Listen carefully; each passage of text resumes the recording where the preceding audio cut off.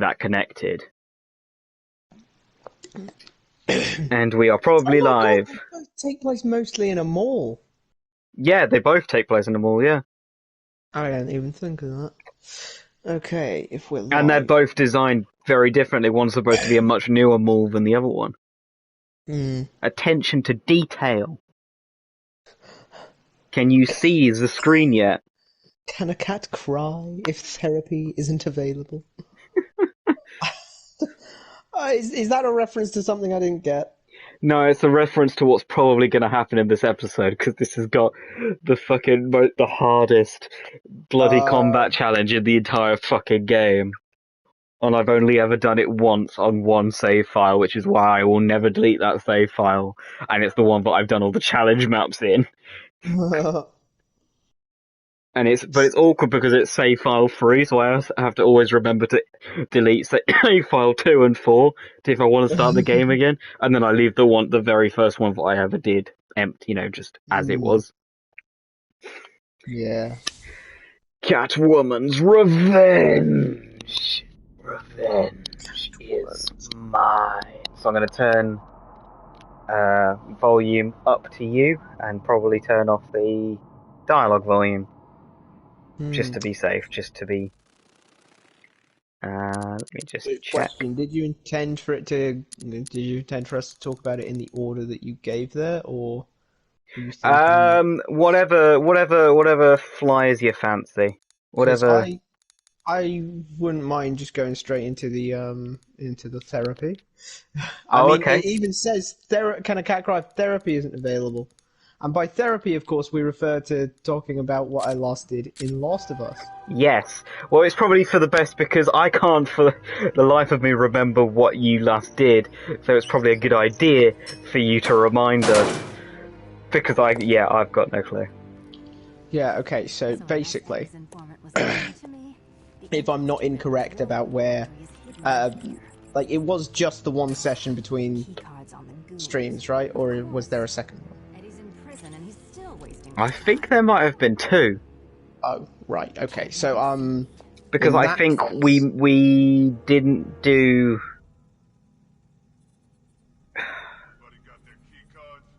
I can't remember. No, because we did a stream and then some Last of Us last time because we weren't going to be able to do some Last of Us on yeah, Friday, and then yeah, this week we weren't able to stream, so we're going to do that today. So I think it's been two Last of Us sessions.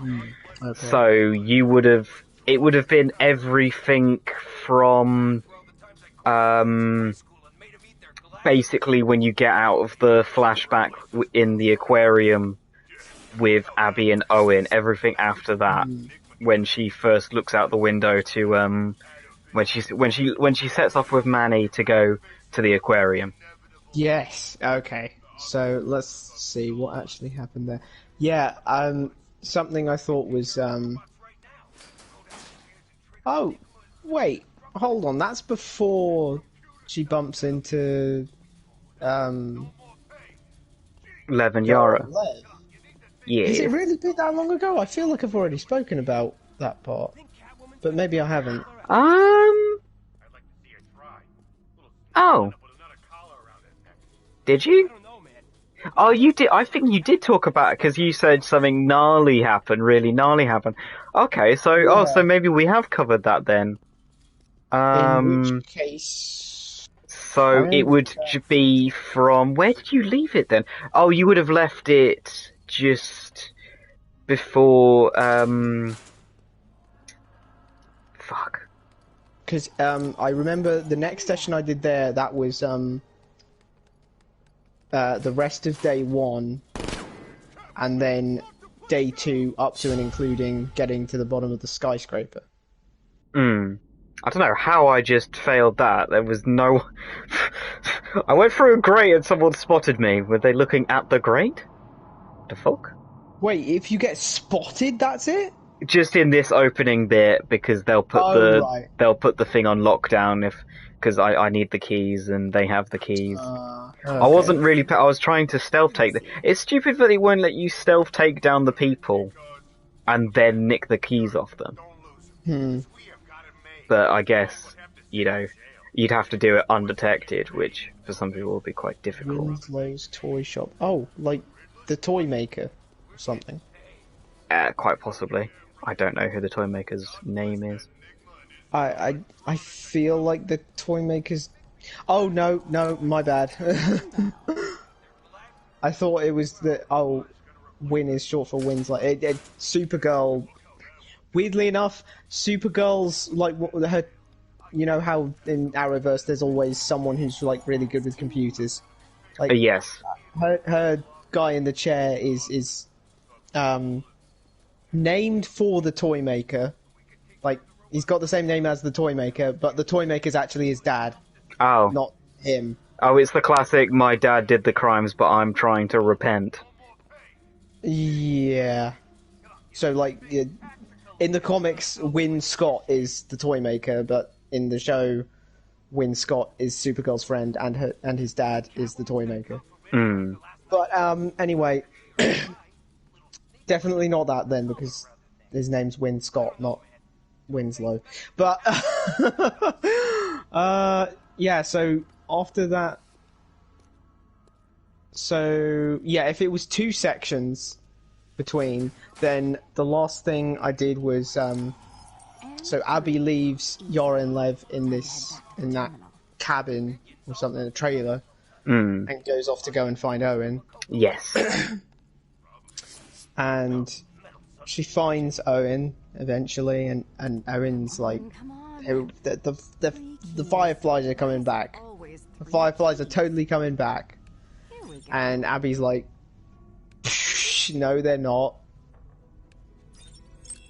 And then things get heated, and then things get hot.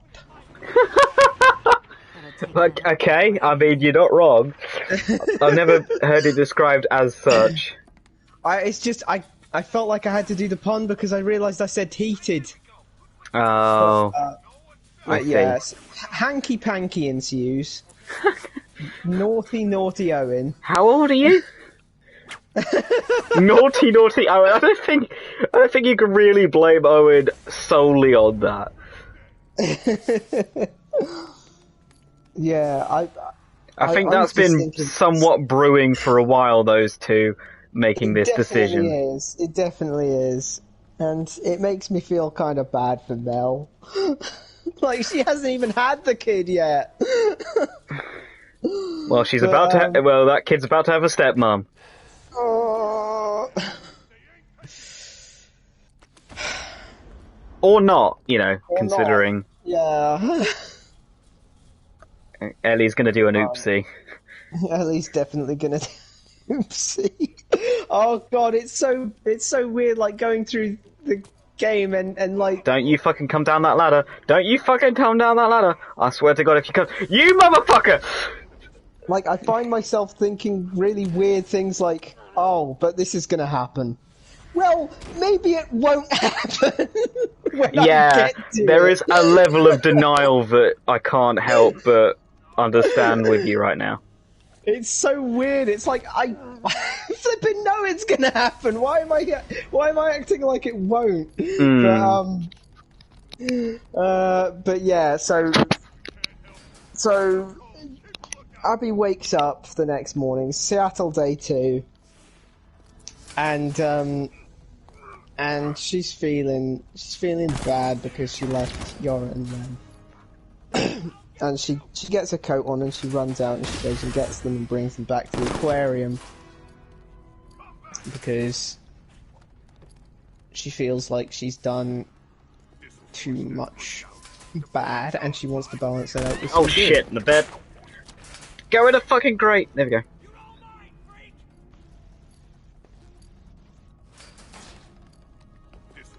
And they get her back to the aquarium and Mel's there. Luckily for us, because she's an actual medic. And Yara's arm has turned red because it's completely Compartment shattered. syndrome. It's gone gangrenous. Yeah. Oh shit! So Yara needs that arm off, and we don't have the resources at the moment. So we have to go to the nearby Wolf Hospital and get some supplies from it. Seems good. Lev says, "Hey, I know a shortcut." Abby's like, "This will small happen." thing, a small thing about this shortcut. You're not afraid of heights, are you? Yeah, you don't. Yeah, you don't have crippling acrophobia, do you? And Abby's like, Vertigo, isn't it? Yeah. Oh, let me double check that. Yeah. Well, I mean, vertigo's a thing where you feel dizzy on high places. I think it's more of a reaction than a fear, actually. So it's probably both.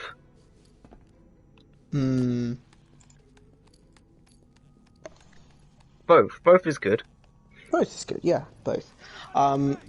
So yeah, we climb up a lot of Seraphite Ladders and lifts and other such things they've built on the. Lev swears for the first time. Lev swears for the first time. Big moment. Big moment for the little boy. Yeah, oh fuck! Some Seraphites dead name him. Then oh my god! Why does it make you linger so long before it lets you get in a fucking grate? Like, they keep going up, and Abby keeps going like, "Hey, this isn't going up too much further, is it?" And Lev's like, "No, we're almost at the top." And then they get to the top, and it's you look down, it's like, holy, because you're basically at the top of a skyscraper, and you go across this crane, and it's like, oh, and Abby's like, "Oh, we made it! Thank God for that!" And then Lev's like, we're only halfway, and she's like, "No!" and yeah, it was. Ow. The scene was really effective. Like, just like the visuals, the soundtrack, like the whole, you know, Abby being somewhat unresponsive in certain parts. There's gotta be some clue around. Like, it was all just a very scary scenario. Which culminates in them actually slipping and falling, but landing in a swimming pool. These symbols probably represent something more In halfway down a skyscraper. And Lev's like, "Oh, we've never gone down this way, dude. It's probably fine." Of course, probably fine turns out to be half a skyscraper's worth. Good old trial and error. Sorry, just in that moment, good old trial and error. I've never looked for the clues of how to do that properly. I've always just, I've played through that opening bit. I've only completed this whole thing once, but I've got up to this point many times, and you just brute force it every time. Yeah, it's like, why the fuck would I bother to look around the thing? You know, you could just dodge out of taking damage. You can dodge out of it. Well, you can just do that, like, little roll thingy, so that you stop standing on the electrified floor.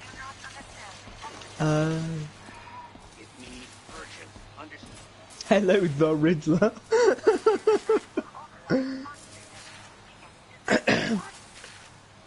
Alright, so this is where I have to remember to play aggressively. I've drunk a little bit of Guinness, so when I say a little, I don't mean a little. This is probably not going to go well. Yeah, so, Probably, most definitely not going to go well for me. there was that Hall of Death which had a bloater in it, or maybe it was a shambler, or maybe it was two. What, that little cafe with the balconies outside? I don't think... Yeah, it was a shambler. Does Abby have to deal with any bloaters, actually? Oh, wait, yes, in the, in the building downwards. Before you get to the bridge, there's a shambler in that little cafe that you drop down onto the balcony of. There's a shambler in there, and then, yes, it's a bloater, that, like, boss fight bloater, because Lev says, "Look, we took out that big demon." Oh, shit. Oh, look, it's this thing from the final riddle again.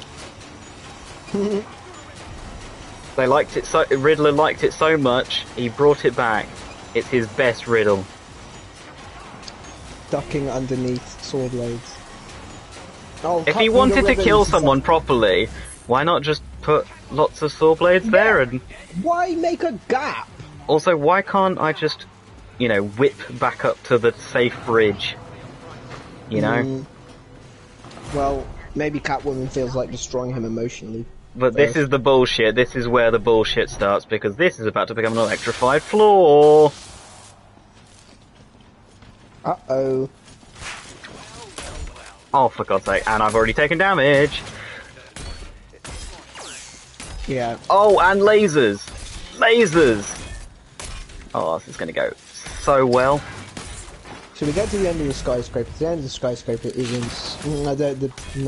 the hospital. The hospital is in sight. And Abby's like, hey, wait here, actually, Lev. They will shoot you on sight. So, we'll just wait here. Just wait here. I'll be right back. So, Abby goes in there. And you know, she tries a bit of that, Isaac told me to come here and get supplies. Ow. And they're like, oh, cool.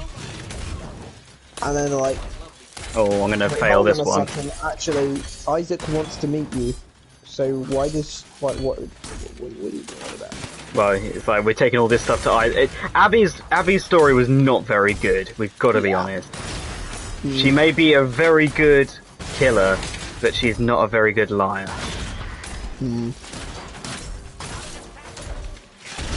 Oh, really? Oh, shit. So they handcuff her to like an elevator. And then Nora comes by and is like, Abby, what are you doing here? She's like getting supplies for Owen. Owen has compartment syndrome. But luckily Mel's there to do the thing. Yeah. Definitely Owen. And she's like, oh, I have to help you then. I like how you're totally putting off the things that make you sad by giving a play-by-play. It's distraction, Bradley. You're doing... Ow, fuck off, man. 3 hits took half my health. I mean, part of it is to remember what happened properly. Yeah, okay, fair enough. So I think you're just delaying the inevitable. So, Talking about your feelings. so he goes. So they go. They go through the hospital a bit. Nora's like, there's like supplies down there probably, but we haven't checked there. Who knows what's down there? And I think, oh, some infected down there. Great, okay. Not just any infected. And then it turns out to be this Resident Evil looking thing. The very first infected. The Rat King. Oh, fuck off, I pressed triangle. You useless fucking controller. And, yeah, I'd say it was a bullet sponge, but... Yeah. Oh, it died? Actually, that's exactly what it was. It soaked up lots of bullets and lots of... I took one look at that thing and I said, okay, I'm just gonna unload all my ammo onto this. I actually went through like 2 tankers of Flamethrower, yeah. How did it look? How did it look? It looked like... off. It looked like a lot of large infected stuck together and kind of grown over and like... Yeah, they were all like trapped in one room for eons. Which you know, like... Oh, thank God, full health again. Makes it a very fitting name.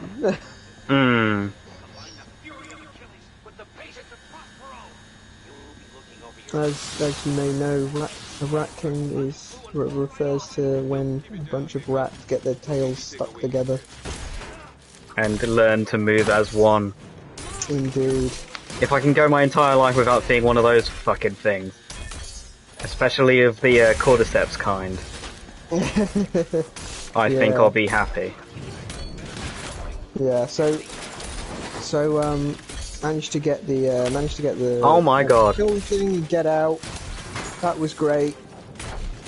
and we get back to the aquarium, and I was thinking, oh, finally we can relax. And Nope. Lost Us 2 is like, no, time for drama! It's time for drama! So, like, the operation goes successfully. That's good. Yara, she will not die of apartment syndrome. She Oh doesn't my God. necessarily have to die of anything, come to think of it. She might survive. Oh wow, she might survive.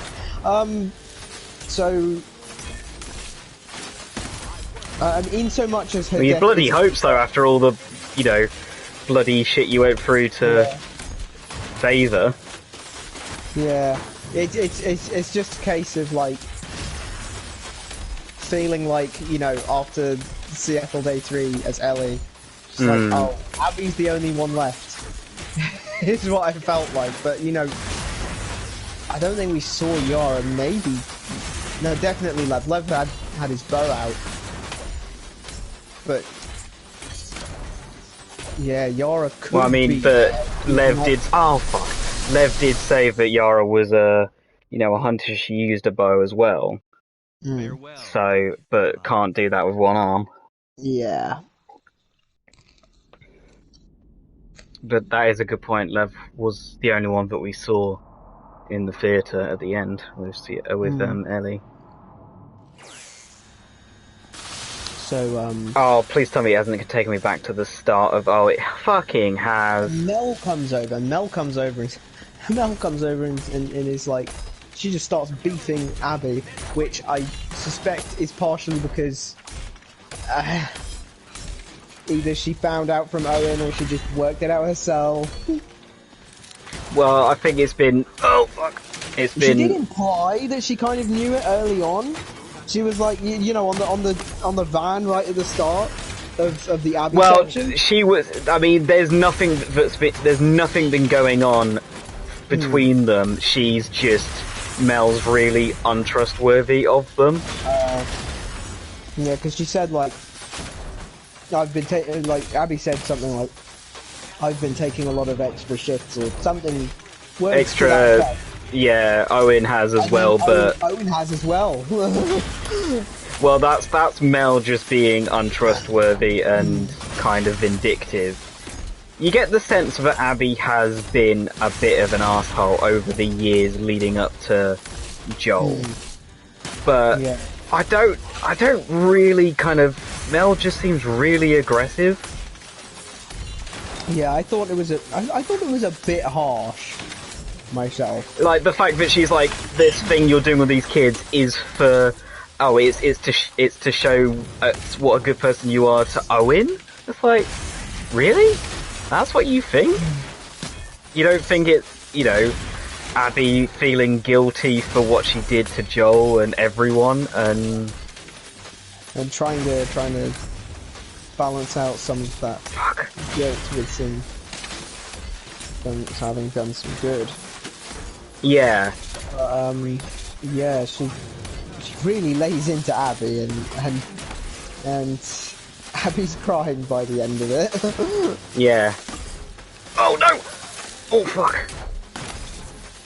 Okay, I'm just gonna need to stand here now. Oh fuck. I can't get hit again. Yara comes over and says like, hey, also I think she's wrong about you, I don't think you're a piece of shit. You don't know me. I've seen enough. Paraphrased, because I haven't, this is the first time I've played the game. Come on. Oh fuck, there's two. Give me a double counter, come on please. Please game, give me a double counter. Oh fuck. Yeah. Anyway, it turns out that Lev's, like, you know, they can't find Lev, and Yara and Abby run through the aquarium a bit. Yes! Fucking yes! Second time. Eddie's Oh they- fuck. time I got.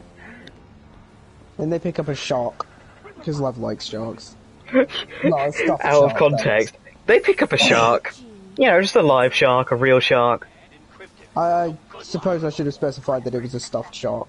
Because A Lev stuffed likes, animal, sorry. yeah, Lev likes sharks but hates the ocean. Yeah. But anyway, there's Lev on the boat, going to the island. Okay, cool, sure. So now we've got to go and save Lev. And I remember Because he's as I going played to that... try and convince his mother to come with them to Santa Barbara. And what are you Yeah, because Owen and Abby, while you're in there? they want to go to, Prison break? they want to go to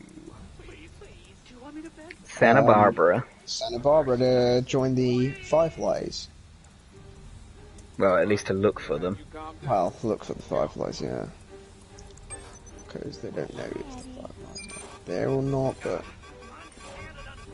it's just rumours and such at the moment.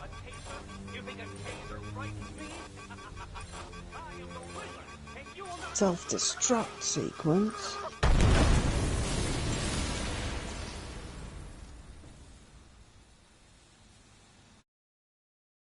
Oh my.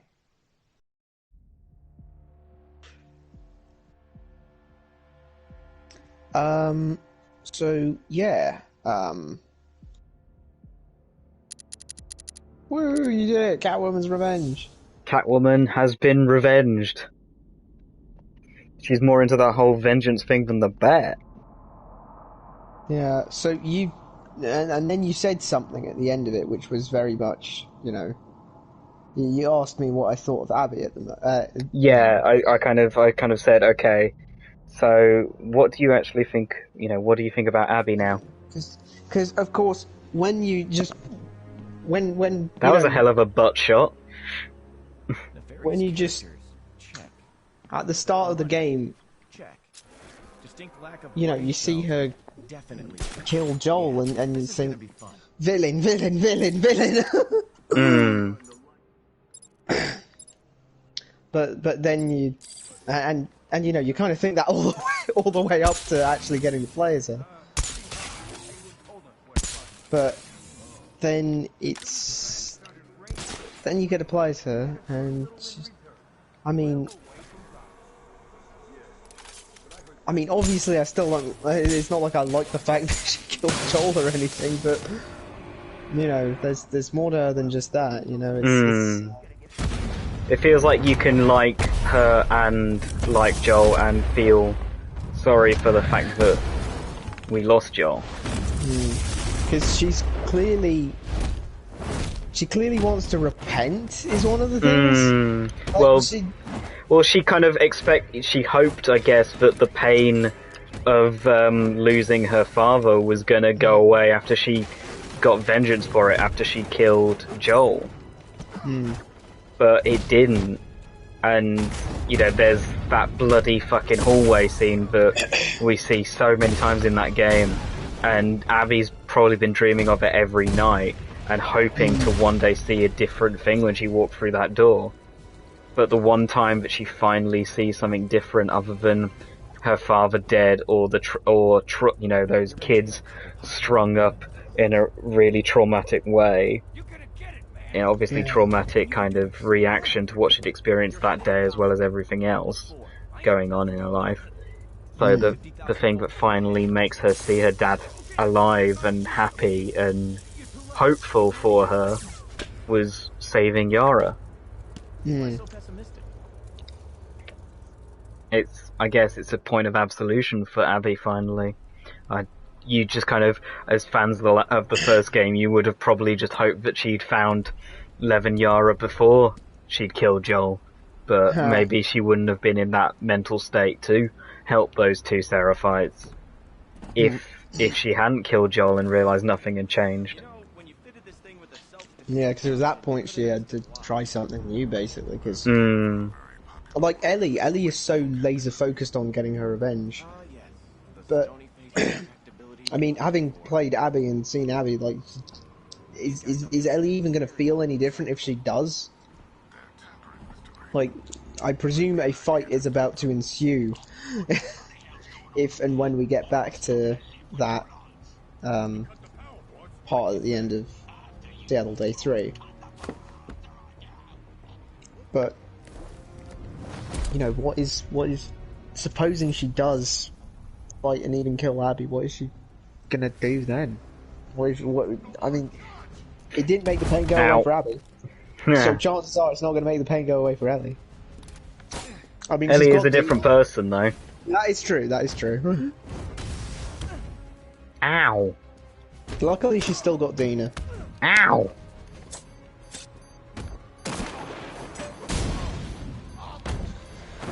But yeah, I mean, Oof. you know, you get to that point, you think, Ellie, day 3, you think, oh, it's time for the fight, it's time for my revenge. I can finally take her down. How's Now it gonna at this go? point- now at this point, I'm kind of hoping it ends with them somehow not one of them killing the other one. It's like, do I want Abby to die, and especially not Lev? I mean, Lev hasn't done anything wrong. Oh god, it would be a bit much if Lev got caught in the crossfire. Yeah, that would suck. But I suppose I shouldn't say anything that may or may not happen. Well, you can speculate off where you think the game's going, because, you know, unfortunately, when I first played it, I had to kind of, as best as I could, stay off social media because everyone was talking about it. And the thing was, everyone was kind of like, you know, talking very aggressively about, obviously, Joel and, you know, other things. And I was like, you know, I just want to enjoy this game on my own pace. Don't, you know, why are people getting so aggressive about all of this? But yeah, so since that day 3 thing does happen, it can be inferred that we will successfully rescue Lev. But yeah, I think that is going to be a long set piece. But don't forget, there is always the like Joel saving Ellie at the end of the winter section. He didn't save her physically; he saved her mentally. They might, you know, we know that Abby saved Lev physically because he's there at the end. You know, there at Ellie's day 3. But how's he doing mentally? That's a good question. Oh, hold on a sec. Nightwing doesn't have any, like, tape or anything. I mean, he sometimes has a wingsuit that comes out under his arms, but they didn't give him that in this. He just kind of jumps and hopes for the best. So if you try and glide, does he just not glide? No, he pounces and he jumps. I see.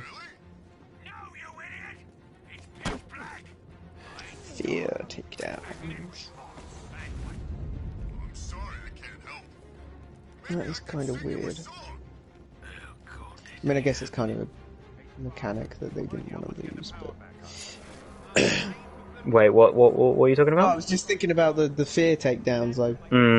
Well, you can't do them as Catwoman. I think it's only certain suits. Because I don't think Batgirl could do them either. Why does Nightwing not have a fucking...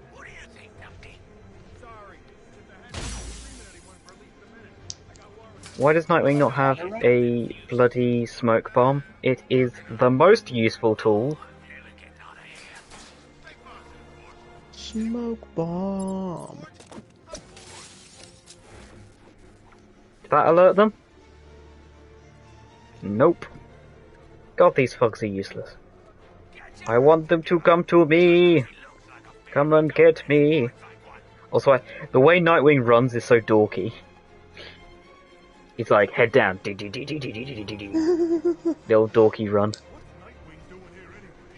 Makes me wonder if it's like, do you think it's a completely different run to Batman's, or it just looks different for Batman because he's got the cowl and got the... I mean, Batman does look kind of dorky when he runs when you remove the cape. You know, there's the Batman Beyond skin, which doesn't have the cape, and yeah, Batman's run looks very silly.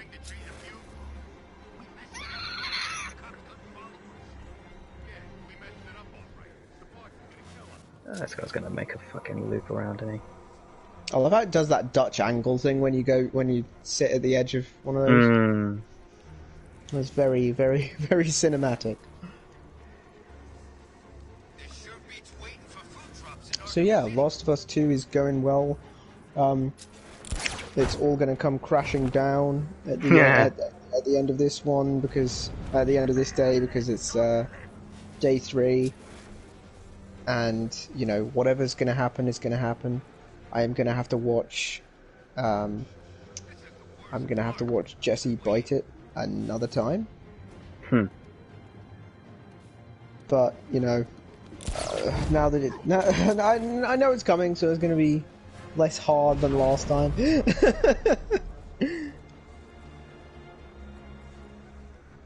You're very optimistic.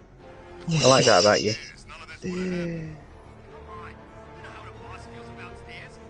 Yeah, so let me think. Who's at risk?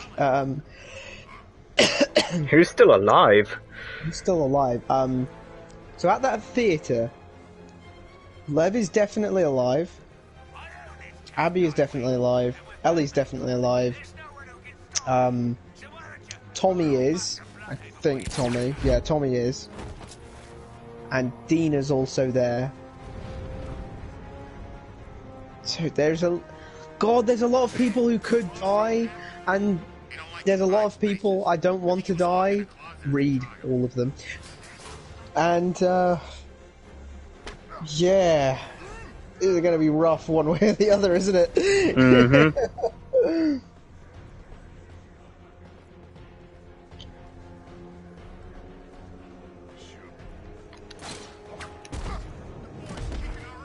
But yeah. I mean, Ellie should be fine as long as Dina survives, I feel like. Or she's gonna go fucking nuts if she loses Dina. Yeah. As for Abby, yeah, I feel like she'd also go pretty nuts if like Lev got killed there.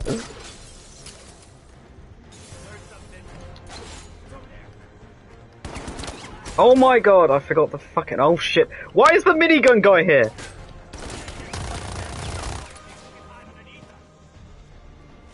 The minigun guy was fucking two stories below the stairs. What the fuck?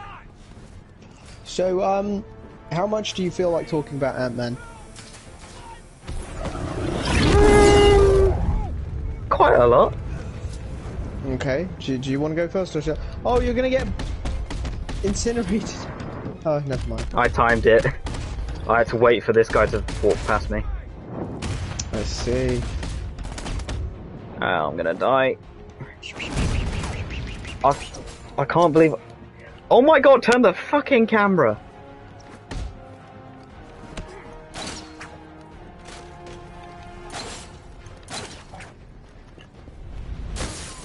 That's what you get for fucking shooting me. Oh shit, and I'm dead. So, shall you start, or shall I? Tell me what you think. Actually, no, tell you what. I'll say one thing before you start. Okay. I didn't hate it. I thought it was gonna be awful. I thought it was gonna be the worst one in a while. And, you know, I thought it was gonna be worse than Love and Thunder. Hmm. So, I've been thinking. It wasn't. I don't think. It wasn't great, but it wasn't a crime to existence in every way.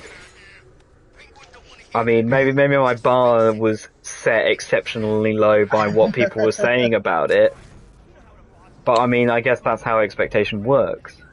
Yeah, that is true. You work off what you're told, and everyone had told me it was a crime. Terrible. It was a crime to the universe. It was a crime to the multiverse. Crime to the quantum realm.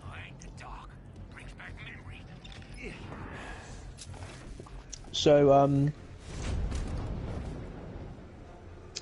with you saying that, I'm not sure if I look on it more or less fondly than you do. I guess less. The weird thing is, I very much felt like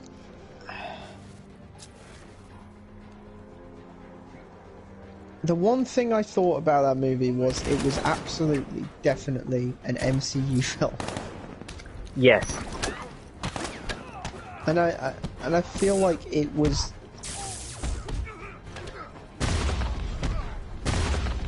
using all of the like MCU beats and tropes and cliches, and I was like, well, it's not bad. It's just not good. Because it didn't really have anything that set it apart from, well, anything. Anything. I mean, the Kang thing's interesting, but they didn't delve very far into it. Like, when it turned out that this basically isn't gonna be our, so to speak, our Kang. Like, this is kind of like a warm-up Kang before we get to the real Kang. This is the Kang we have at home. No, that's something that loads of people like saying is like, well, you know, we've seen this guy defeated in Loki, stabbed. We've seen him defeated, you know, in Ant-Man. And I was like, oh, he's just been taken somewhere else. In the end, even though it was obviously excruciating pain, he got what he wanted. I thought that was really interesting. And then the end credit scene was like, is he dead? Yeah, he's dead. And I was like, oh, okay. But what everyone seemed to be taking of was like, oh, this guy's really easy to defeat and we're just going to keep seeing him. I kind of like the idea that no matter how many times that this guy's going to die, he keeps coming back. Unless, well, but probably with a different face because Jonathan Majors did an oopsie. Oh. And when I say did an oopsie, I committed maybe a really horrible crime. So I don't know how to talk about it, generally, especially when fucking nothing is known because his lawyers are going to be really well paid for. So, yeah. Maybe I'll regret saying an oopsie when we actually find out what happened. If we ever do! I will, let me just... I keep just taking random damage because this guy keeps glitch hitting me through a desk. I had him stunned. Did you see me just taking random damage then? That was bullshit. Oh, man. Oh.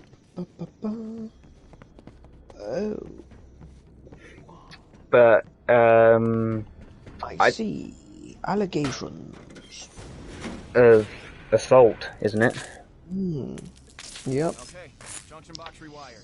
But yeah, so... But it will be, you know... I kind of do like the idea that people will keep... that Kang will keep showing up, a different one, a different threat. Because, I mean, that's kind of how he is in the comics. There's multiple versions of him. All of them are dangerous. And no matter how many times you think he's defeated, another one will come out from a different point in his time stream. Because that's the difference in the comics. He's not really a multiversal figure. He's a time traveler.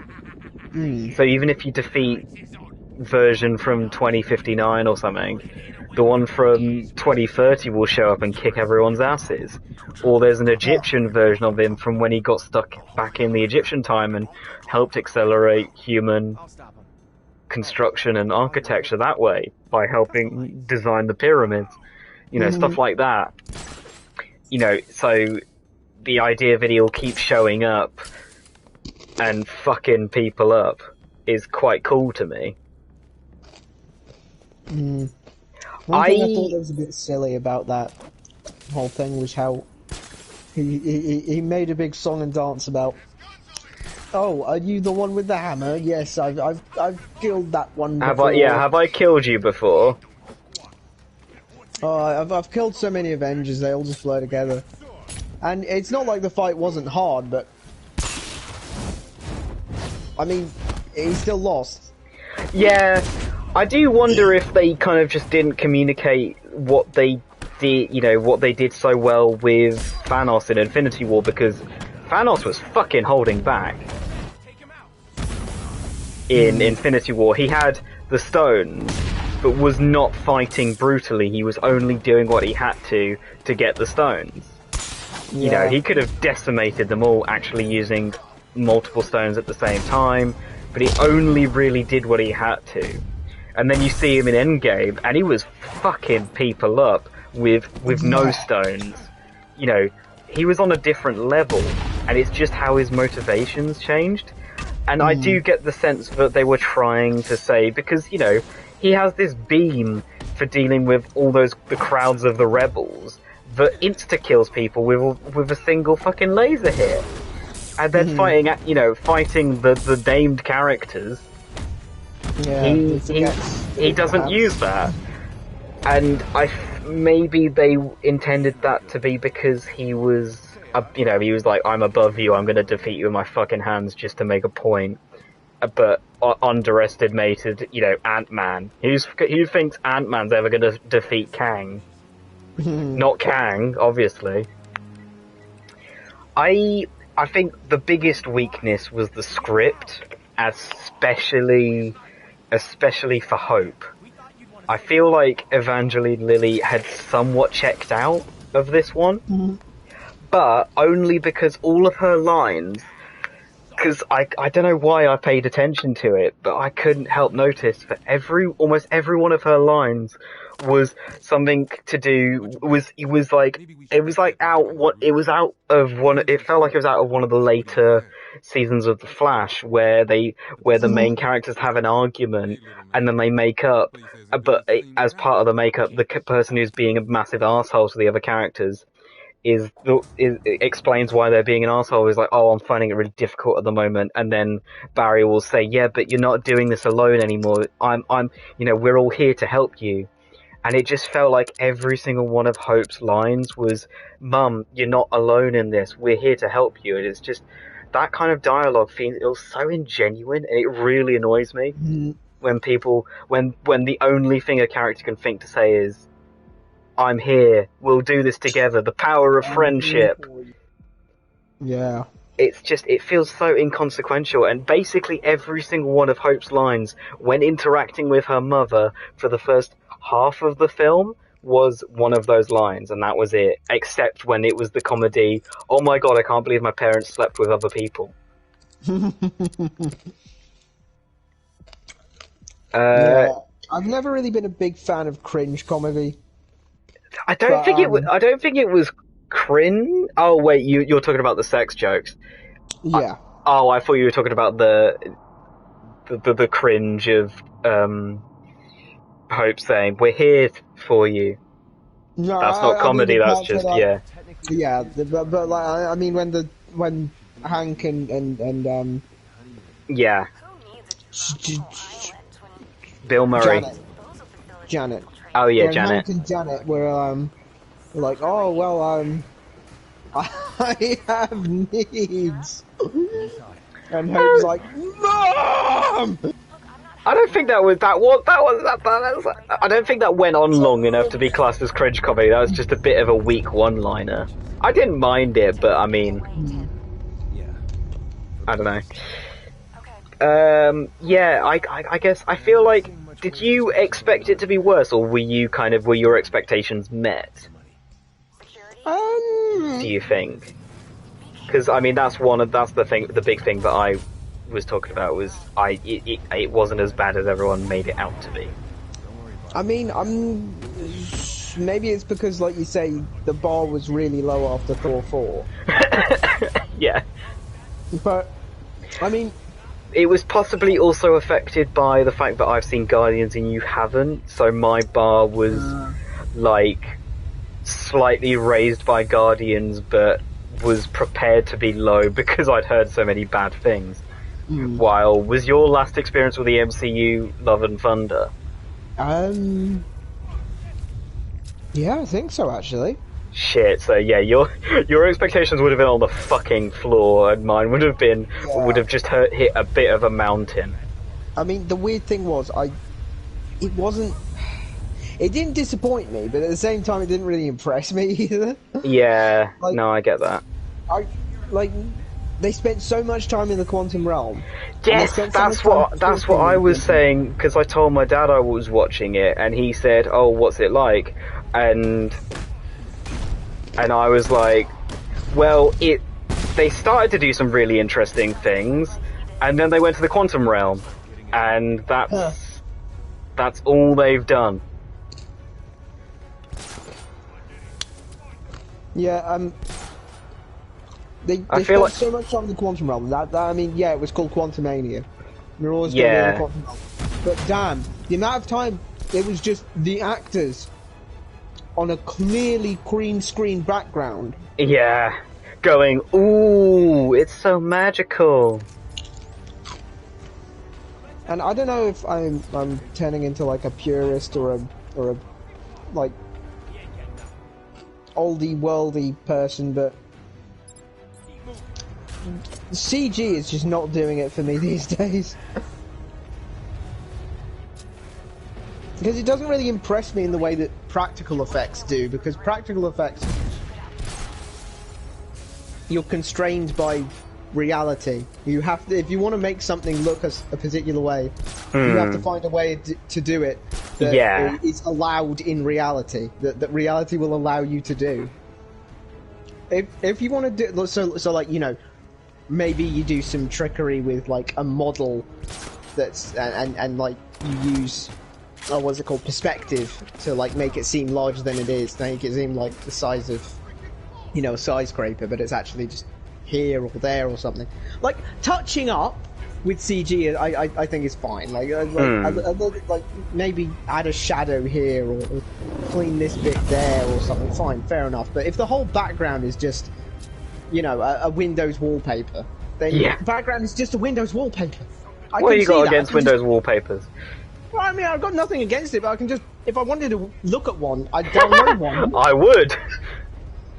That is a very good point. If I wanted to look at a Windows wallpaper, I would. Well, that was a fucking waste of a fear thing. Thanks for telling me I could do that, you bastard game.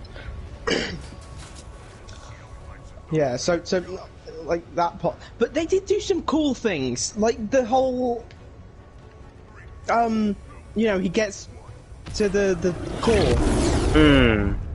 and Yeah. he starts, and the probability matrix or whatever they called it. He keeps separating. Yeah, I liked that they're... you're Schrodinger's cat right now. Yeah, did Hope duplicate as well? She did duplicate, but excuse me, but she listened to her mum, who said, "Don't look at them." she just said, oh, "Okay, I'm not going to look at them. I'm going to look straight at."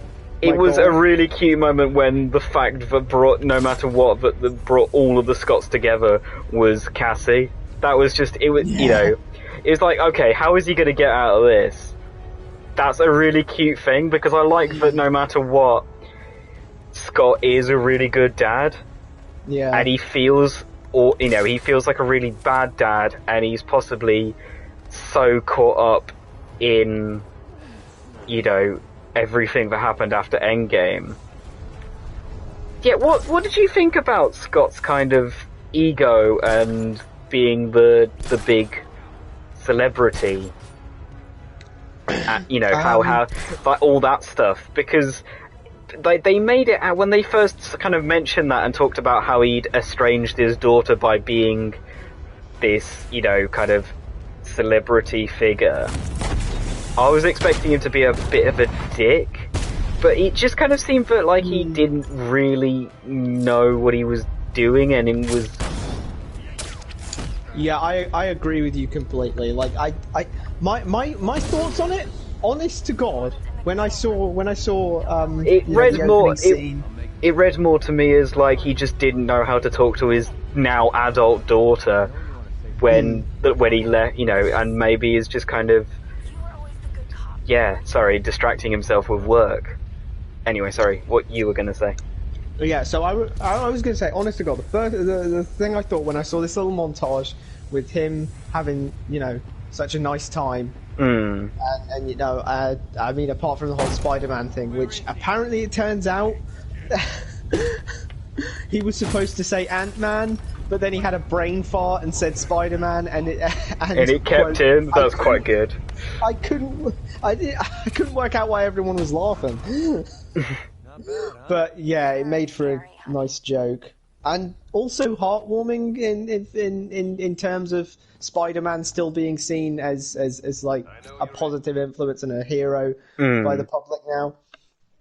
After, you know, the whole "you killed Mysterio" debacle. But Not that, don't forget. yeah, so I was just happy to. I was just thinking, God, nice things for Scott Scott at last, because I mean, this poor bastard's gone through a lot. Like he goes into the quantum realm at the end of the second one, and he pops out 5 years later. He like saves everyone. Like, God, dude went through a lot. Like, I'm just saying, like the first movie, the first Ant-Man movie, has this one scene that I remember almost perfectly. I just can't remember the number exactly. I think it's a bit over 400 maybe. But he's in a van and he's crunching the numbers on how long it's going to be until he sees Cassie again. And he writes it down, and I swear it's a number over 400 for like days. And I think until I see Cassie, I flipping broke my heart when I saw it the first time. I thought, oh my God, like he's literally counting the days till he gets to see his daughter again. Are you on mute by any chance? Hello?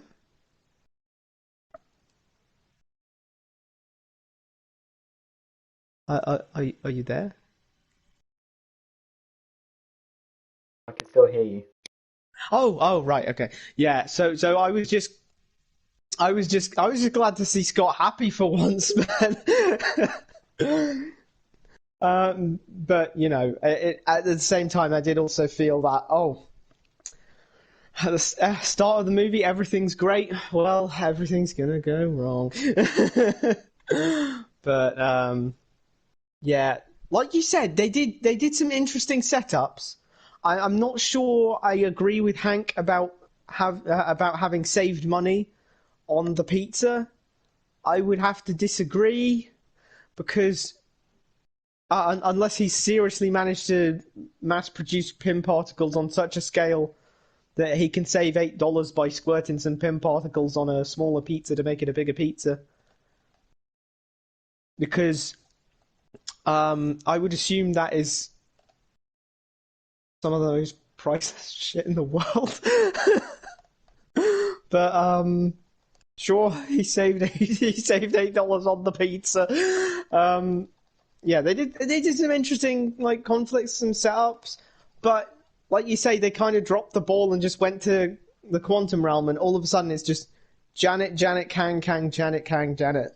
Yeah, do you ever get the feeling that Kang was added after they started working on some of the personal stuff, and then they also like, let's go back to the quantum realm and spend the entire movie there?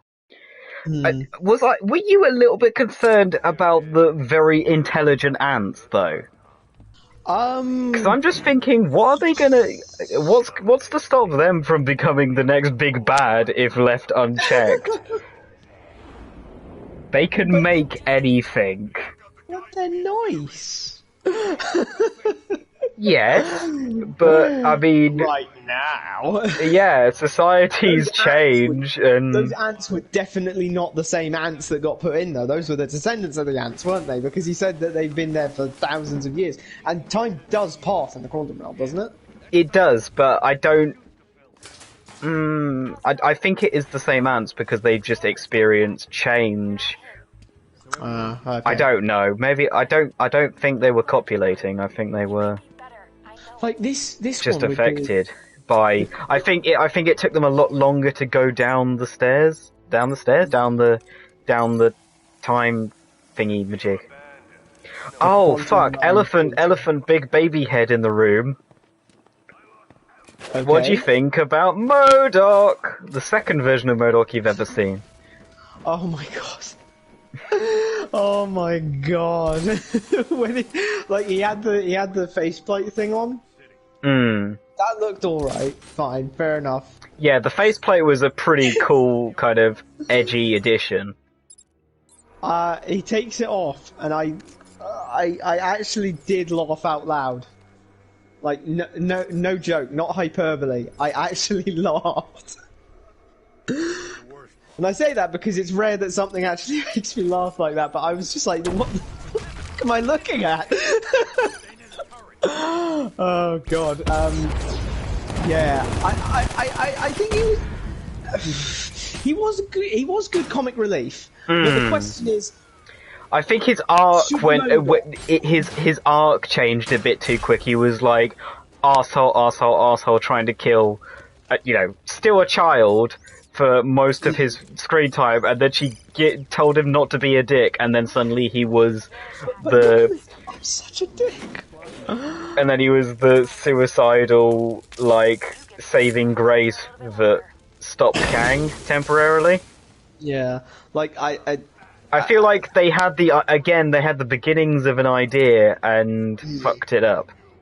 Yeah, I did actually appreciate that joke. I thought that was kind of funny, like a parody of those moments where they're clearly saying something in the movie that's supposed to be inspirational, and what she says is, "Don't be a dick." It's never too late to stop being a dick. Yeah, it's like, I feel like I'm really confused why they changed actor for Cassie. I like the new one. I like the old one. I think the old one had really good, she didn't get much fucking screen time, but what she had was hit really hard. So it was a bit weird, and she felt like a totally different character. This one felt very much average Marvel quirky kind of character, while the other one had a lot more emotional depth. But again, that's just the situations and the films they were in. Yeah. I'm very disappointed they never used her fucking code name, but again, it's based on her being she would have one, big, rather than, because she's called, I think she's called Stature. Also, the fact that she just had an identical suit to, maybe it was a blend, actually. One thing I think is rather, I guess, amusing, but I'm just... It's one connection that I've noticed between two characters that are completely unconnected. Is that, for some reason, all this, on their, finalized superhero outfit parts, both Kamala and Cassie seem to be wearing Converse shoes. Easy to run in, I guess. And I guess I just saw the Converse on her on Cassie's. Well, I guess it wasn't. It wasn't part of her. Cause you get the feeling that both of them were just wearing what they had on in their civilian and then changed into their costumes. Because that's definitely true for Cassie. Yeah. She didn't go out to be dressed in her superhero costume. She had it ready. Ow. But yeah, that's just a small thing. What was the? Oh, this is something. There was that rebellion lady.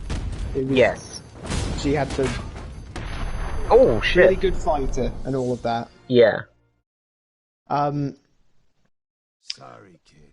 You should have a little. I actually saw her I saw her actor in Mandalorian? Season 3. Yeah. I was gonna say it's her, isn't it? She's the evil lady from the Empire And Left Behind. if I might Ow. Ow. taking into account, well, let's not mince words, her musculature. I I half jokingly think she would be a good fit for Abby in season 2. I think they'd go for a younger That is actor true, isn't it? too, Yeah, because she's- Ellie and Abby aren't supposed to be that different in Yeah, age, that's and Oh, that's a shame. it looks like they're going to keep Bella Ramsey for season 2, and just, I don't know, somehow make her look slightly older. They could give her some platform shoes so she looks taller. Yeah, I don't know if they shot it so she looked so much smaller than Pedro, and then they won't do that in season 2. I don't know. I mean, Pedro's not a very tall man, and Bella's definitely not a very tall person, so. That's the weird thing about talking about Ellie and Bella since finding out that Bella's non-binary is you talk about Ellie with she pronouns and then Bella with they them, and it's like, did I do it right? Yeah, the character versus the person. The Yeah, actor. because the person's not very tall, but the character obviously has grown a bit from part 1 to part 2, but Bella's at... How old is Bella? Are they in their 20s, or are they... You're not. I heard that at the time of filming 19? Oh, okay, which is how old Ellie is at the start of part 2. Yeah. So... how long to... Because men typically stop growing at 21. Huh, not me. Yeah, I think it depends on diet and how much you've grown before, because I definitely kept growing after 21. I think the honeymoon's But, Yeah. We have so many damn whether days. Bella's at max height now, I don't know. That's a good question. Well, I mean, it doesn't really matter, it's basically whether Bella will change appearance at all before season 2. I mean, Ellie's, you know, not really short, but a bit short in part 2 anyway. Yeah, I mean, I think she's average height. Ish. I mean, she looks She's skinny shorter compared than to Abby. She's definitely skinny.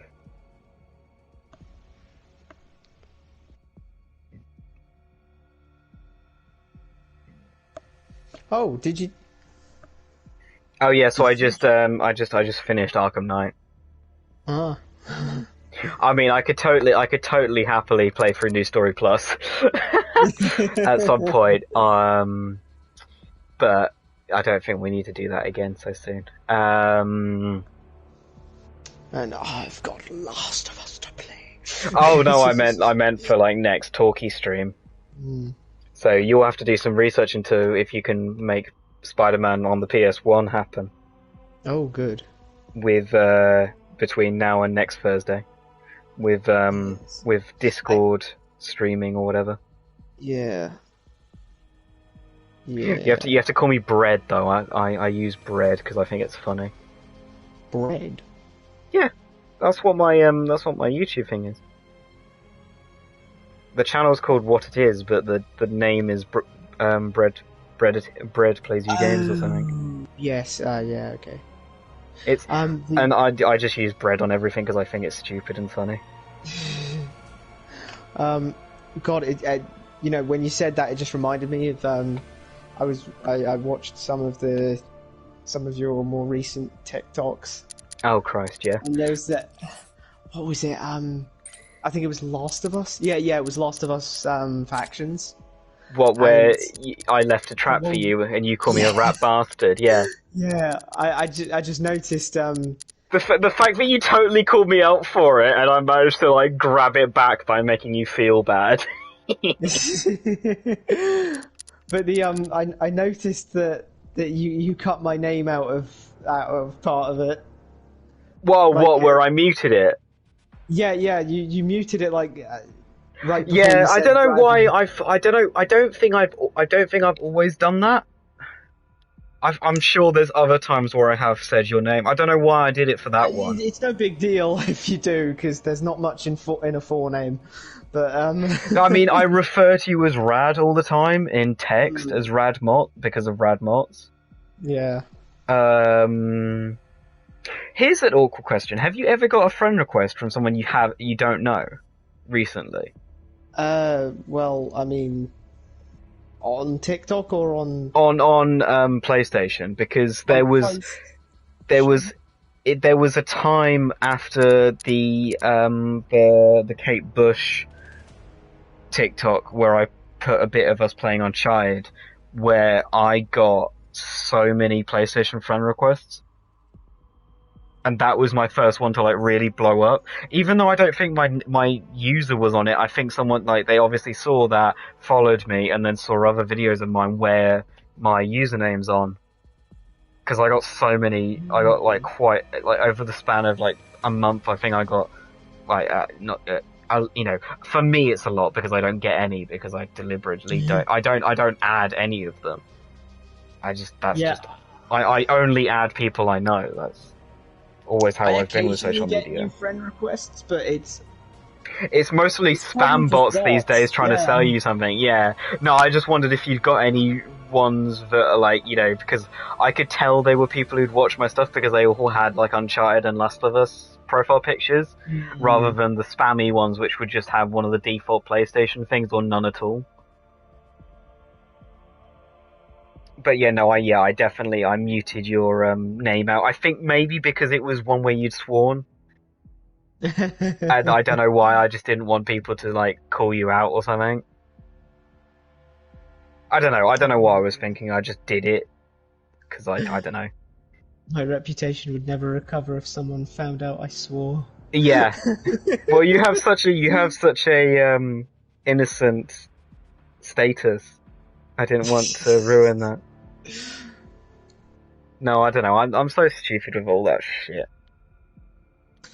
I should send you all of these first to get you to approve them before I post them. It is funny to see that. I totally remember that one. God, Yeah. that was such a fun match. I'm onto PS5 clips now. I've run out of PS4 clips, so it's all going to be recent stuff now. Oh, good. Well, I say recent. It was what I got a PlayStation October last year? Oh, September? I don't know, I can't remember. sometime like that. Yeah. Well, it's recent-ish. It's Yeah. recent, Talking about PS5, I'm gonna go into continue story, just 100 this thingy, to put something on the screen while we just finish up this stream with a 5-minute chat. I'm gonna be restrictive About- on this. Spider-Man. El Hombre Araña. Okay. Let's What talk the about- fuck? You can't just What? bring out the Spanish, I'm guessing? Yeah, Spanish. On me, Spider-Man. out of the I blue. just said Spider-Man. I know what you said. It was just like, it was just fucking out of nowhere. I was like, what? Sorry. I don't know. I was erected a just, language I was barrier. like, I just didn't expect it. I was like, he knows, he's speaking Spanish now? I was so confused. My tiny brain cannot comprehend. I mean, it's not like great. I'm Spanish. I'm not that. Are you learning Spanish, or did you just know that one thing? I wouldn't say I'm learning Spanish. It's just stuff I know from having done it for A level. Right. Yeah, but A level was like so many years ago for you. Yeah, well, it's Because you're so old. oof. But I mean, I also That's gonna do be the one. remember. That's gonna be the one running joke across this entire series. It's just me saying that for no reason and making you feel bad. I'm such a bad friend. No one should ever stay friends with me. I'm so shit. Hey, stop that.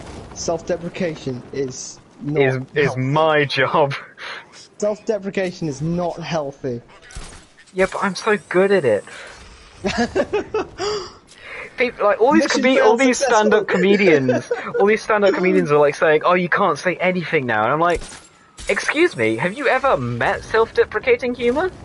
Because I could definitely do stand-up for hours about how much I hate myself, and in a light-hearted way, and never offend an innocent, oppressed community for fucking just, you know, you could do it. You're supposed to be actually professional stand-up comedians, and yet you can't do a whole thing without making fun of oppressed people for no reason other than just you're an asshole, and then you can say, oh, you can't say anything anymore. I'm standing up against all that cancel culture shit. Like, fuck off. It's in the same vein as it's just a prank, bro, isn't it? Yeah, it's like, if most of the things I say are just me being mean to myself to make other people chuckle, perhaps awkwardly, as I call myself a piece of shit, and actual jokes, because that's just me being mean. Like, you can fucking do it because you get paid for this shit, so don't tell me you can't. If you need new humor, just talk about yourself and your stupid, wacky shit you get up to, because you're probably rich, probably do a lot of drugs, and are just generally not very well off, other than in money. Anyway, Spider-Man! Anyway, Spider-Man, let's go. Yeah, you talk first, or did I talk first? Okay, The best line of the Star Wars movies.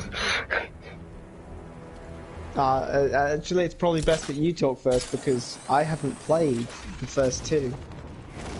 I mean, you've played a bit of the first one. Played a bit of the first one. Just from watching it the first time, you know, because I've only seen the trailer once, and I was also... You scrub. Yeah, I've watched it 3 times. Yeah, so just trying to eyeball stuff off of that.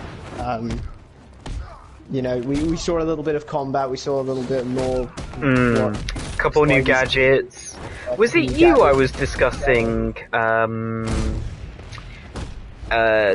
looks like they've put a gadget wheel and abilities wheel on, like, L1 and Yeah, R1. You said something about L1 felt really gross to change gadgets with or something. Well, Or in maybe the R1. first game it was, in the first game L1 was gadgets, which meant so you'd aim with L2 and tap R1 to web or gadget.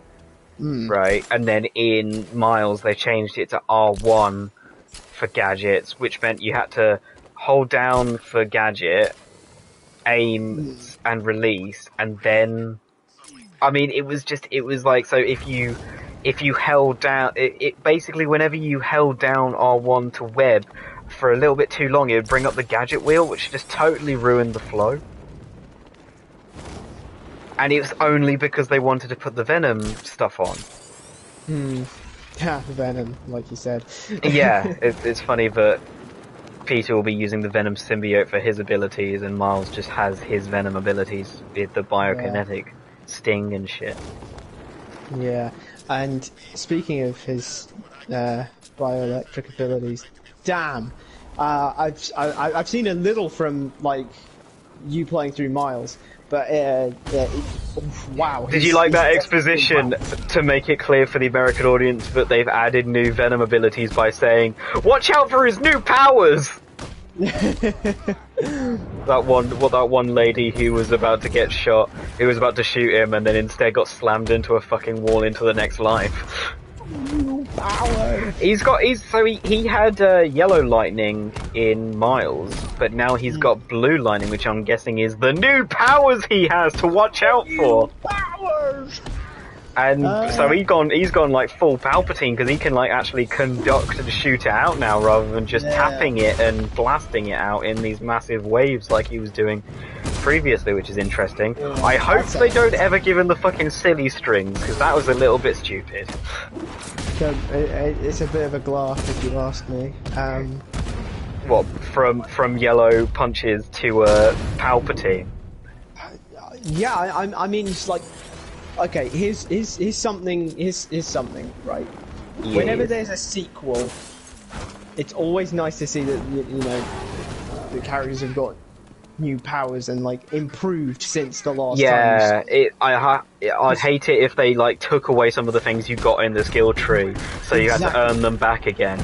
That's what they Yeah, did with the gadgets in the Batman Arkham series. It's like, oh, Yeah. but at least they had introduced new ones, so you just get reintroduced to the last ones.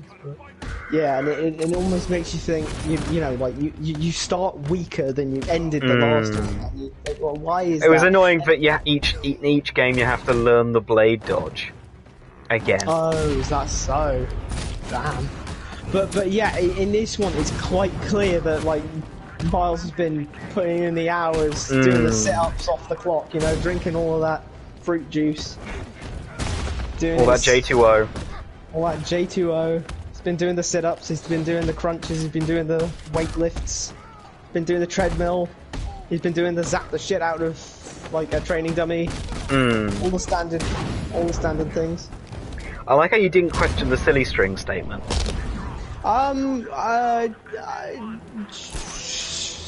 Should I have? I mean, considering.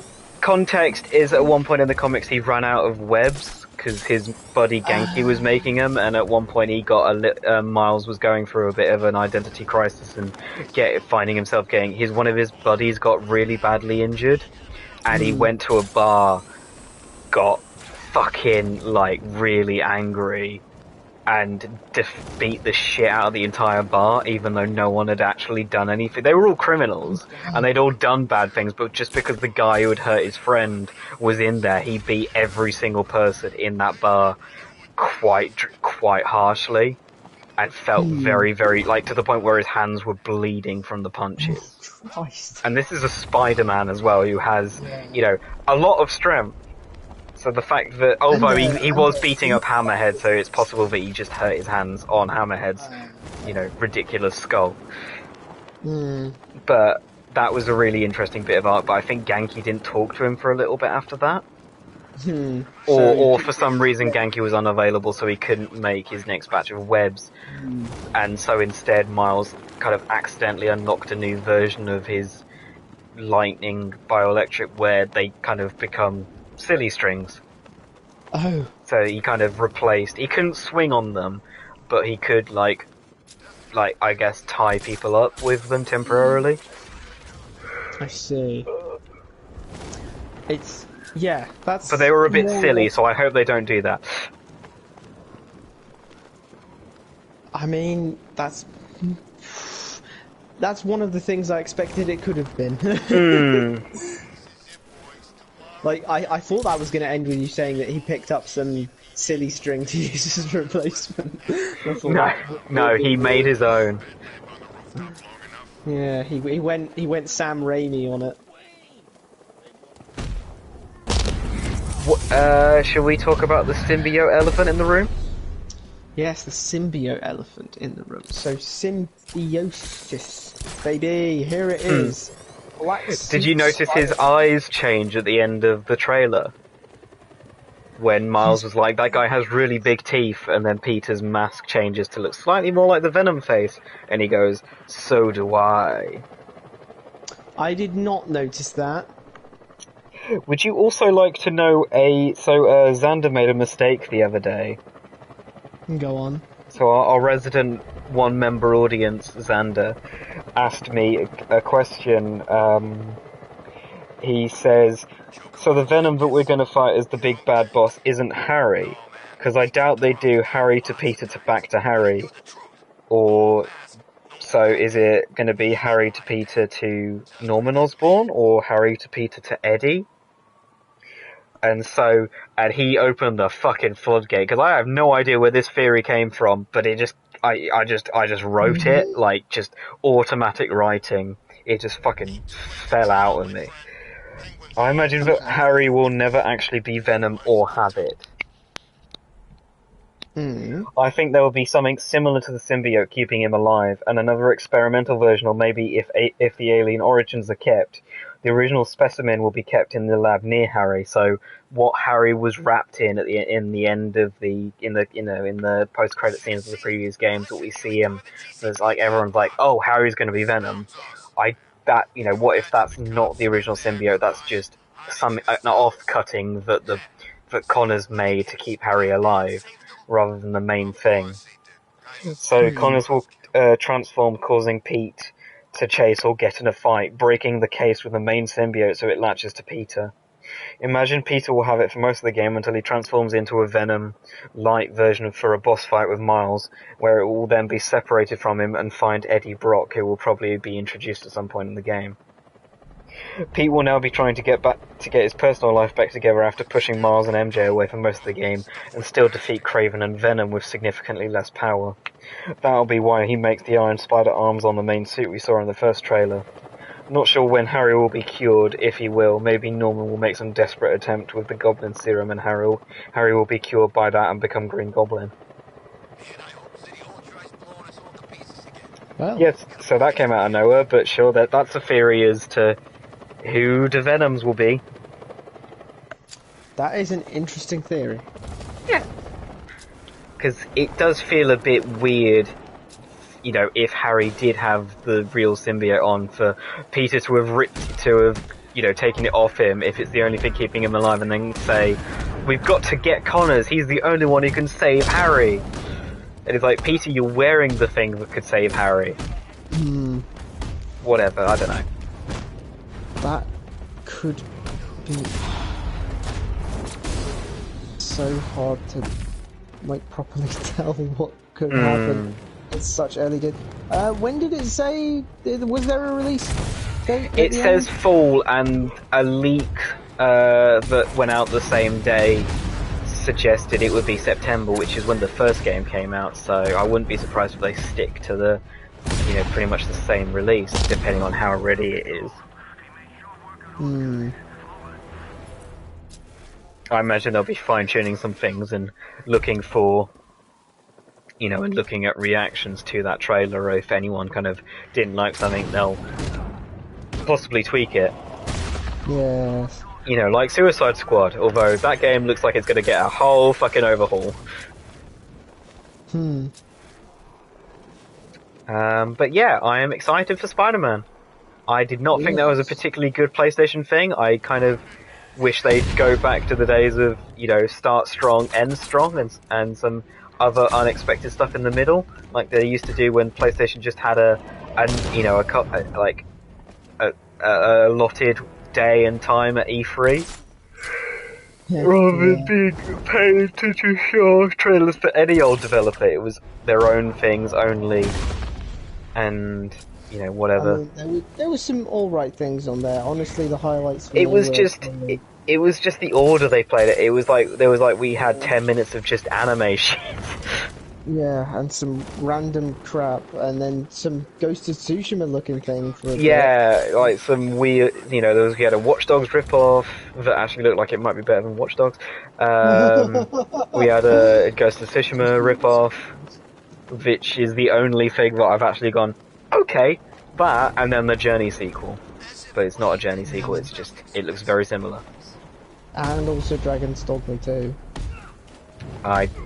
Remind me? It's Dragon's Dogma sequel. I mean, Dragon's Dogma... A moment of silence for that statement. I haven't seen... I haven't actually played too much of Dragon's Dogma 1. Yeah, but I don't know what it is at all, Bradley. You need to help me with... what trailer was it? The trailer was kind of short. It seemed more like an announcement. That might have been the one I went to the loo during then. Yeah. I just kind of wish we'd gotten something from, Naughty Dog to open it with, and then Spider-Man to end it, at least. But of course, Naughty Dog aren't ready, it seems. They released a statement today saying, look, we're not ready for that shit yet, so, please be patient with us. Yeah, cautiously optimistic about Metal Gear Solid Delta. Yeah. Because how do you remake? And I feel like this isn't going to I feel like this is going to be a pretty big overhaul. And it's like, how do you remake a masterpiece? Oh, is it a remake? I thought it was a new game. Oh yeah, so Metal Gear Solid 3 Snake Eater on the PS2. Probably one of, if not the best stealth games of all time. Yeah, but Bradley, you know how I have no good. patience for stealth. Yeah. Really, Batman is like the only game that I'm alright at the stealth at. like surprisingly competent story. Great mechanics. Surprising. You always doling out that faint praise. Surprisingly competent story. Well done. You've got a surprisingly competent story. You should never be a book editor. You would make so many people cry. You have a surprisingly competent story, J.K. Rowling. It's my. Now stop doing the turfy shit. It's all my brother's fault. Which one? My younger brother. He's very big on stories and writing, so he's He's jaded you. He's so critical and he's so hard to please when it comes to stories, and it's just kind of rubbed off. Oh, on me okay. a bit. Maybe get him to watch that awful Justice League Dark Apocalypse War. Don't watch it with him. Just watch it get him to watch it on his own, and then and see the reaction. and then just get him on this stream for like half an hour so he can rip it to shreds and I can have a giggle. God. Yeah. But then of course, the other good thing, but it wasn't like any big news or anything. It was another trailer for Final Fantasy 16, which, you know... Which isn't very final if there's 16 fuckers of the you know... It's gonna be good. It's gonna be good, is the thing. Cause it's Final gonna be Fantasies, me. The only... I've only played 2 Final Fantasies, but both of them have been phenomenal games, and just... absolutely, oh god, they are 2 for 2. 2 for 2. Some of the only games I've actually like ugly cried at the ending. Like it. I since there's 15 of the damn things, I haven't exactly got very far. They've got to do well, otherwise they'd. Oh wait, what am I doing? What am I fucking doing? Like, I clearly, I know I've only just begun my Final Fantasy journey, but, I haven't, 2 for 2, I've been rather impressed. So I'm hoping it's the case that, and one of those being 15, the most recent one. So, I'm fairly certain it's going to be good, whatever it is.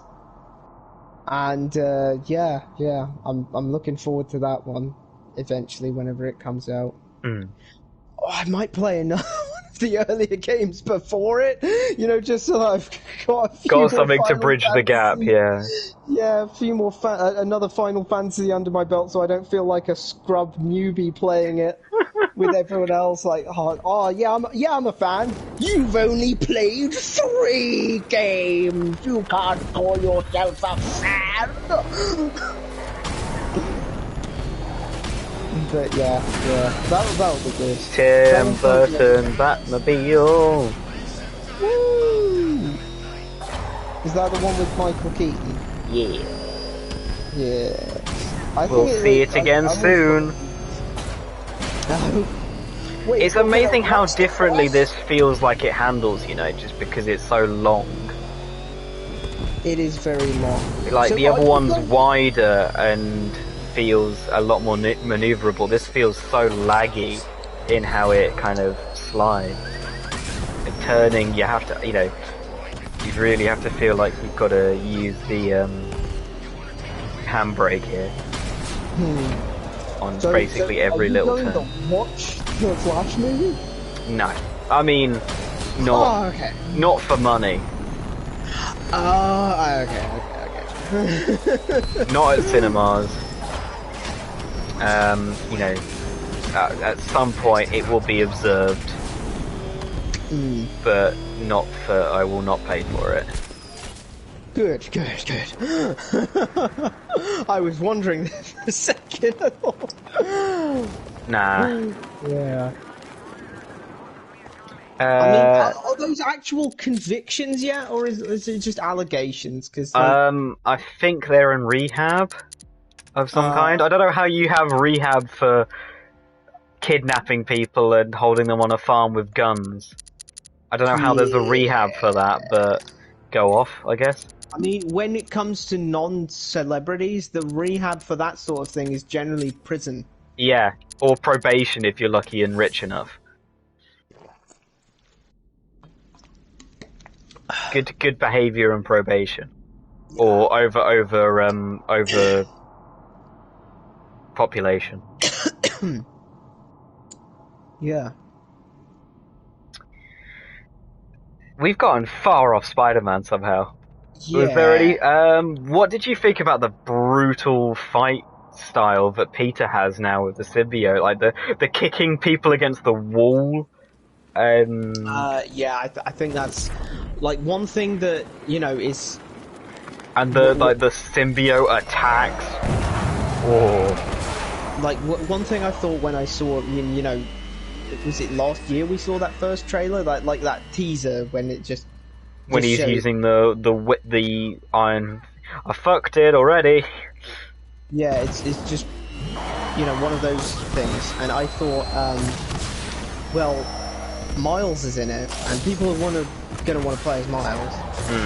But also Peter's in it, and people are gonna want to play as Peter. So chances are you're gonna play as both, which it turns out they did.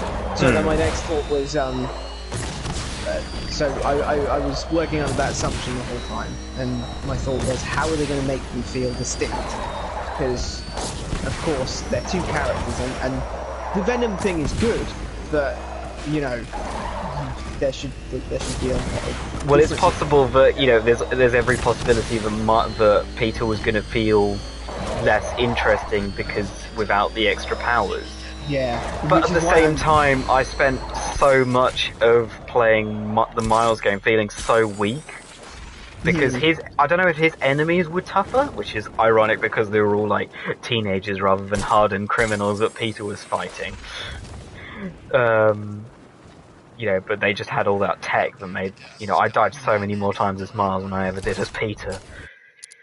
Yeah, so it was very, it was a nice surprise for me that I saw, you know, we get to see like not just in terms of like actual abilities that they have, but also like animations and, you know, some of the more basic skills of just like what kind of punches and kicks are they doing is going to make them distinct. Like, you know, you can clearly tell that you're playing as... Okay, so I squeaked with happiness at one particular point of this trailer. What can you tell me what bit you think it was? I'm gonna say Genki's bird drone. Why does everyone think I'm obsessed with Genki's bird drone? You're the second person really to say that to me. No! But it's really cool! Genki's old news. Genki was cool in Miles. I don't need to see more Genki. Genki's just there. It's a bird drone. What's I don't care. That's not going to be his permanent drone. He lost it. It exploded at the end of the trailer. It's gone. Let it go. It's dead. He didn't even make the first one. He nicked it. He hacked it. He could nick another. Ah, Christ. It's cool. No. So they brought the slingshot back from Amazing Spider-Man games, and then fucking added. That wasn't the bit that made me quick. I was like, oh my god, they added the slingshots back. That's such a good way to get yourself across the city quickly. Brilliant. It's like it just adds, you know, it's a really good, because obviously I use the charge up jump a lot in my playthroughs, but then the added, but now they've gone, okay, now we're going to give you a slingshot, which is like the obvious, the best like next step on top of the point launch things that you can do. And then Miles goes between two buildings and doesn't sling a web, and I'm like, what? And then he does it. He finally brings out what I really wanted to see in the first game. It was like, it felt like such a no-brainer, especially after Homecoming introduced them to, you know, anything more than just a pipe dream that didn't even work in the comics, I think, at all. Like, that's why that, you know, dude, we have web wings. They can glide. They fly now? They fly now. They glide. We've got, like, you know, fucking the Batman Arkham momentum system mixed with the Spider-Man one. Yeah, I have to say, when he was, you know, when he was going so fast between all the buildings, like the speed was palpable, and it just felt so exhilarating. And I was just thinking, you know, and pretty much what everyone else was thinking, seeing Miles flip through the city again. Needless to say, I'm giving. Okay, I wasn't thinking anything that lame. I was just thinking, oh my god, you can glide, you can web wing. But apparently the reason they didn't put it in the last game was because just because of how the frame rate would have gone. They wouldn't have been able to load the city. You can move so much. That's true, yeah. The PS5 can load it so quickly that they can allow such quick movement. That's why they added it. Now I'm so happy. I want to know how it feels to go from web swinging to gliding back to web swinging. It's just like that kind of how you can build up that momentum, man. Oh, yeah. Also, so that begs the fucking question: cool. will or will not Peter get the same? He's got And it. if You he see it. doesn't- Wait, you You see it happen? Yeah, Oh, you see. never mind. You see it at the very end of the trailer when he's Oh. when he's going off. He's wearing, you know, I imagine their original suits at the start. They'll probably introduce the web wings a couple missions into the main story. Then Peter will get the symbiote, but Miles already has it with his regular costume. So. Okay, I'll admit I wasn't focusing that hard. Bradley, one job. But Final Fantasy 16, and also Dragon's Dogma 2, and also Metal Gear Solid Delta. Bradley, you've known me long enough to know I only have a one-track mind. I only have the mental capacity for one thing at a time, and that one thing was fucking Web Wings and Spider-Man. That's why I got really aggressive with Bradley. I was joking, but he took so much offense on our chat when I was like, why aren't we talking about Spider-Man? And he was like, because so many other things happen. I was like, I don't care! Spider-Man! And you were like, what the fuck? I totally said one thing about Spider-Man. And I was like, one. It's never enough. I was like, oh shit, did I actually offend him? That's the first time you've ever said WTF to me in a text. I wasn't like offended. I was just like confused and abashed. No, don't be pissed at me for not talking about Batman. I acknowledged the Batman? existence of Batman. Fuck Spider-Man. The pressure is getting to him. I think we should wrap up the stream before he has an aneurysm. Oh dear. One's got wings. Oh, actually, no. They both have wings now, motherfucker. Yeah. One wears black. Oh wait. One wears black. Well, one wears all black, and the other one's got black and white, and occasionally the other one has black and grey.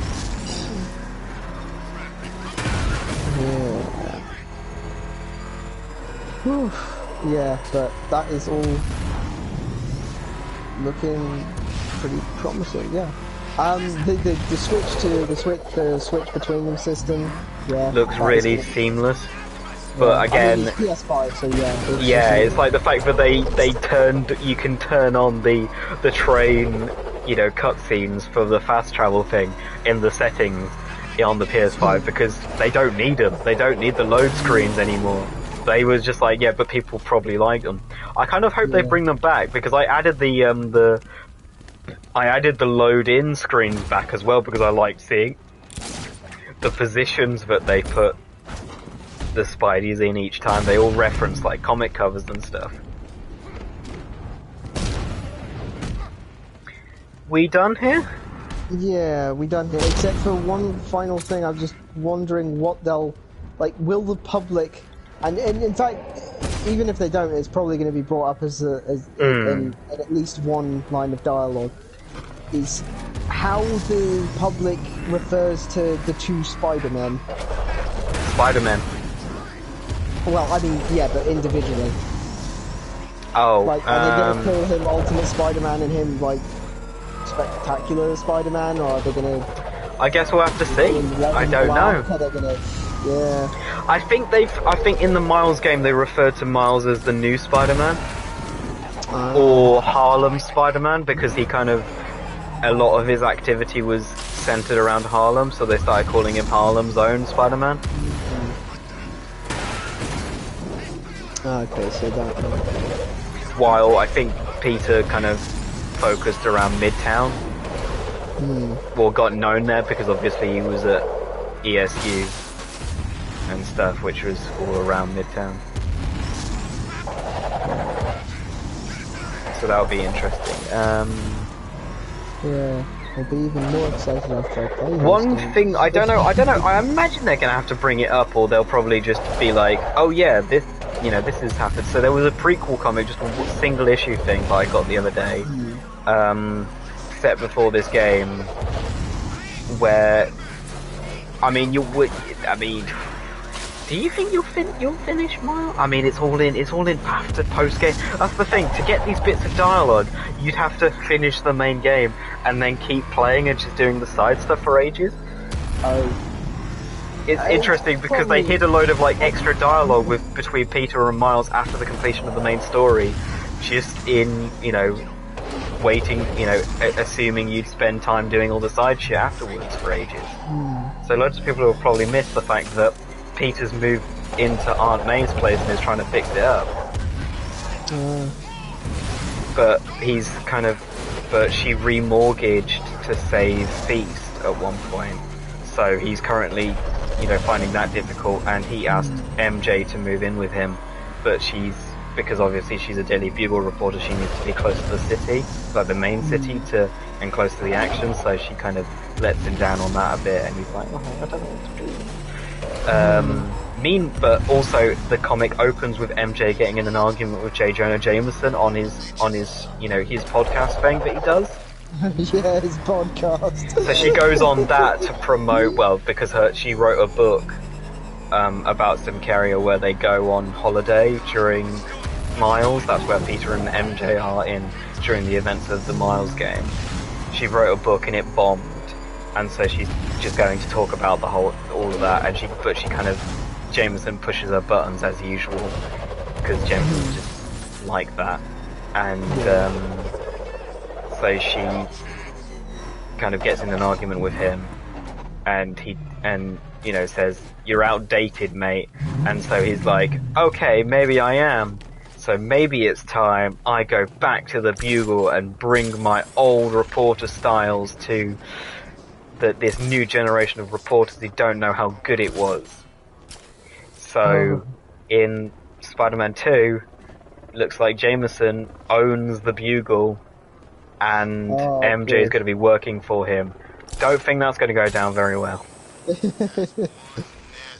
I mean, you can't have JJ not in the Bugle. That's where he belongs, man. You can't keep a angry man with a mustache down. Yeah, he's so entertainingly angry though. Like, it's weird because he never feels like an asshole. I mean, he kind of is, but he never feels like one because it's just so funny.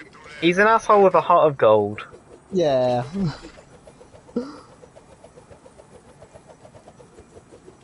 I do seem to tend to have a soft spot for characters like that. Angry men with hearts of gold, secretly. Yeah. Jerks with secret hearts of gold. Like, I mean, Tony Stark was a wonderful example of that. Pretty much everyone thought he was a jerk, but he kept doing stupid sacrifice plays. Yeah. Like, God, there's a new going. Guess I'll just fly it into the other dimension. Maybe get stuck there. Let me call I think that's possible. I think that's what that What If episode was going to be, actually. That one that got deleted, it was going to be what if Tony never made it back after flying through that portal. Oh. And he met the Guardians, or at least he met Gamora. Oh. Yeah, that could have been an interesting one. Yeah, but they cancelled it for time. Oh well. I mean, it's all right, you know what I mean? Like that particular game, that particular series. Yeah. We keep saying we're going to stop the stream, and then we keep going. We don't want the Arkham series to end. The playlist has got to end when I finish this video, Oh my god. unless we do return to do New Game Plus in about 2 years or something, and then I'll just add it to this playlist. I don't know. I'll have to think of something. All right, that'll do. That'll do. The boy Xander. Xander of the Xander possibly tomorrow or the next day. So, what is it today? Friday. So, Xander of Sunday. This will be really creepy if he's watching this on a Sunday. Or me of the future re-listening to it while I work or something. I bid you adieu. Adieu. Adieu from Bradley too.